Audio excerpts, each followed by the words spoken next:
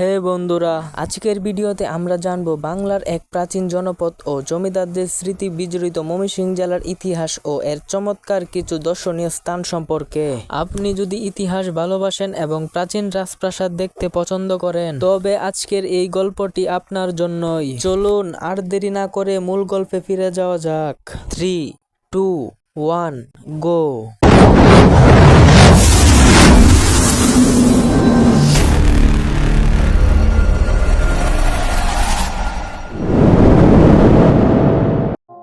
হে বন্ধুরা, ময়মনসিংহ জেলার প্রাচীন ঐতিহ্য, সংস্কৃতি আর ঐতিহাসিক নিদর্শনগুলোর গল্প সত্যিই দারুণ। ব্রহ্মপুত্র নদের তীরে গড়ে ওঠা এই শহরের প্রতিটি কোণায় ছড়িয়ে আছে জমিদার আমলের ইতিহাস। শহরের কেন্দ্রস্থলে রাজকীয় ভাব নিয়ে দাঁড়িয়ে আছে দৃষ্টিনন্দন প্রাসাদ শশীল, যা ময়মনসিংহ রাজবাড়ি নামেও পরিচিত। মুক্তাগাছার জমিদার সূর্যকান্ত আচার্য চৌধুরী তার দত্তক পুত্র শশীকান্ত আচার্য চৌধুরীর নাম অনুসারে এটি তৈরি করে। 19 শতকের শেষের দিকে নির্মিত এই রাজবাড়ির মূল ভবনের সামনে রয়েছে একটি চমৎকার বাগান এবং মার্বেল পাথরের তৈরি একটি ফোয়ারা, যার মাঝে গ্রিক দেবী ভেনাসের একটি মূর্তি আজও সবাইকে মুগ্ধ করে। শশীলজের এই রাজকীয় আবহ থেকে কিছুটা পশ্চিমে, অর্থাৎ শহর থেকে প্রায় 16 কিলোমিটার দূরে গেলে দেখা মিলে মুক্তাগাছা জমিদার বাড়ি। এটি মূলত 16 জন শরিকের আলাদা আলাদা প্রাসাদের একটি বিশাল সমষ্টি, যা স্থানীয়ভাবে 18 বাড়ি নামেও পরিচিত ছিল।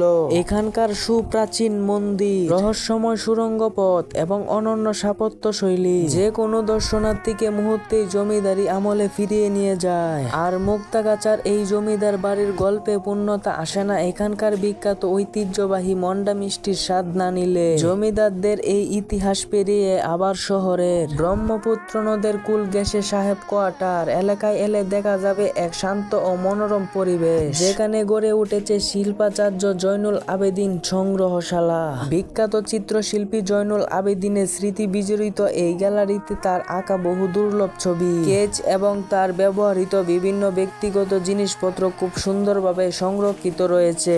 এর চারপাশের প্রাকৃতিক পরিবেশ বিকেলের সময় কাটানোর জন্য এক দারুণ জায়গা। এই সংগ্রহশালার কাছেই জিলা স্কুল রোডে রয়েছে আরেকটি ঐতিহাসিক ভবন, যার নাম আলেকজান্ডার ক্যাসেল। স্থানীয় মানুষের কাছে এটি অবশ্য লোহার কুটির নামেই বেশি পরিচিত। 1879 সালে জমিদার সূর্যকান্ত আচার্য চৌধুরী যখন এটি নির্মাণ করেন, তখন এতে প্রচুর পরিমাণ লোহা ও কাঠের ব্যবহার করা হয়েছিল।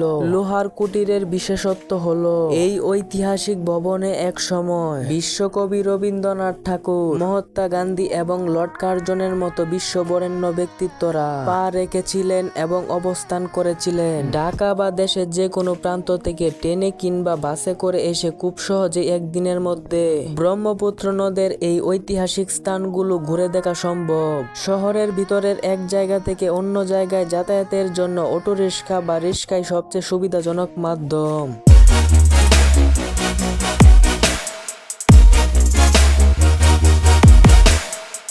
তো হে বন্ধুরা, এই ছিল আজকের ময়মনসিংহের ঐতিহাসিক গল্প।